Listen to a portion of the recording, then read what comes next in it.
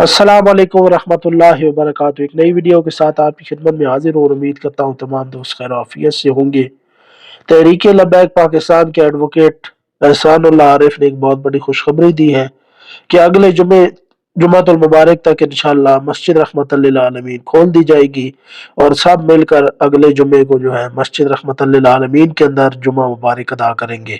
उम्मीद करते हैं कि इंशाअल्लाह अगले जुमे तक ज़रूर जो है वो मस्जिद रहमतल लिल आलमीन खुल जाएगी, क्योंकि तहरीक लब्बैक पाकिस्तान वालों का सिर्फ अल्लाह और नबी उसका नबी वारिस है।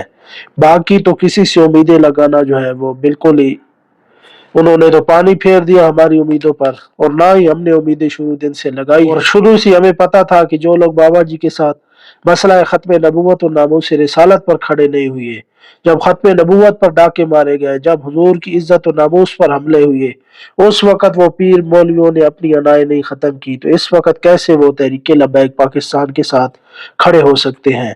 जैसा कि आपने देखा सानिया मुरीदके में भी तहरीक लब्बैक पाकिस्तान के साथ एक नारवा सलूक किया गया उलमाए अहले सुन्नत की जानिब से, और बाकी भी किसी ने भी इंसानियत के नाते भी आवाज नहीं उठाई। लेकिन कोई बात नहीं, इंशाल्लाह अल्लाह ताला हमारा हामी और नासिर है और तहरीक लब्बैक पाकिस्तान इंशाल्लाह जल्द दोबारा पावर में जरूर आएगी, क्योंकि हमारे शोधा की कुर्बानियां इंशाल्लाह रायगा नहीं जाएंगी। इंशाल्लाह रसूलुल्लाह का दिन उनके मुबारक खून के कतरों से रसूलुल्लाह का दिन इंशाल्लाह जरूर तख्त पर आएगा।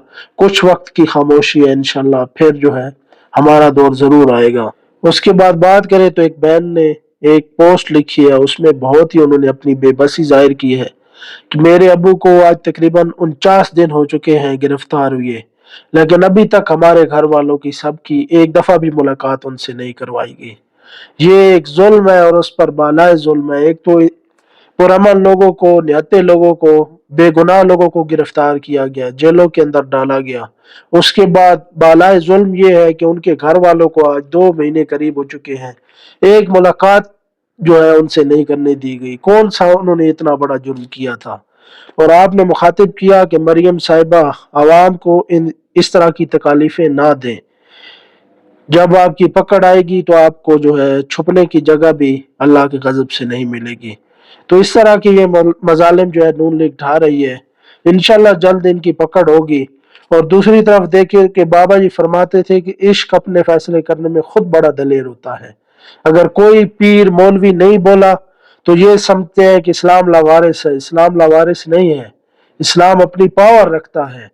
जब कोई पीर मौलवी नहीं बोले, जब FIR कट रही थी दुरूद शरीफ पर कि अजान से पहले और बाद में नहीं देना, दुरूद शरीफ नहीं पढ़ना, तो उस वक्त एक दुनियादार तौकीर अशरफ खान साहब खड़े हो गए और ये साबित किया कि दीन किसी का मोहताज नहीं, दीन अपनी इस्लाम अपनी पावर रखता है। और आखिर पर अपने भाई जो है रहमान आजम साहब को खराज तहसीन पेश करूंगा कि वो तहरीक लब्बैक पाकिस्तान से वाबस्ता रहे। आज दुनिया फानी से खबर है कि हार्ट अटैक आने की वजह से दुनिया फानी छोड़ चुके हैं।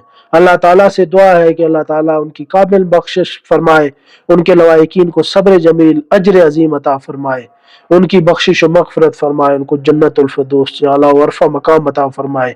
मजीद वीडियोस के लिए चैनल जरूर सब्सक्राइब करें, दुआ में याद रखें। अल्लाह हाफिज़ व नासिर।